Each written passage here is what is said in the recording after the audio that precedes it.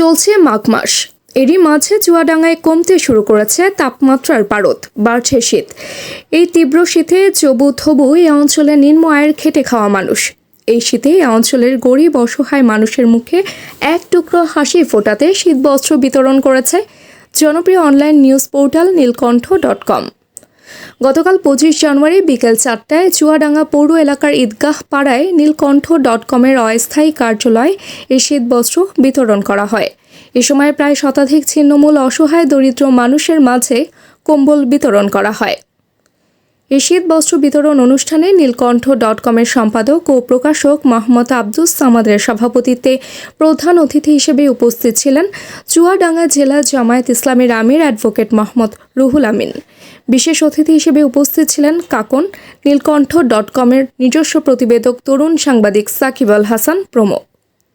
নীলকণ্ঠ.com-এর সম্পাদক ও প্রকাশক মোহাম্মদ আব্দুস সামাদ বলেন, আমরা এই শীতে অসহায় মানুষের মুখে এক টুকরো হাসি ফোটাতে এবং তীব্র এই শীত নিবারণের জন্য এই শীতবস্ত্র উপহার হিসেবে দিচ্ছি।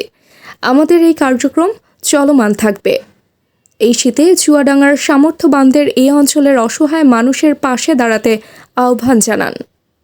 ধরে শীতের অবস্থাটা একটু বেগ পরিবর্তন করছে এবং প্রচণ্ড ঘন কুয়াশা এবং আমাদের স্থানীয় পার্শ্ববর্তী অঞ্চলে দেখা যাচ্ছে যে শীতের আবির্ভাব একটু হঠাৎ করে একটু বেঁকে বসছে।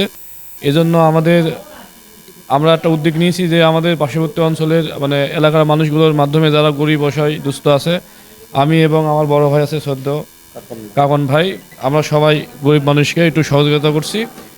আমরা আশা করি যারা আমাদের ভিডিওটা দেখবেন, যারা আছেন আপনারাও একটু আমাদের এই যে 9 নম্বর ওয়ার্ডে গোস্তানপাড়া আরামপাড়াতে আছেন, আপনারাও সবাইকে গরিব দুস্থ মানুষকে সহযোগিতার এগিয়ে আসবেন। সারা বাংলাদেশের ভিতরে চুয়াডাঙ্গা জেলা এমন একটি শহর যে শহরে গরমের তাপমাত্রাও বেশি, শীতের তাপমাত্রাও বেশি। সেই ক্ষেত্রে আমরা উদ্যোগ নিয়েছি গরিব ও দুস্থ মানুষের জন্য এই সামান্য উপহার, এই কম্বল দেওয়ার জন্য। আমাদের এই উদ্যোগ দেখে চুয়াডাঙ্গা জেলাবাসী এর উদ্যোগ নেবে। তাবাসসুম হক আনিকা, নীলকণ্ঠ।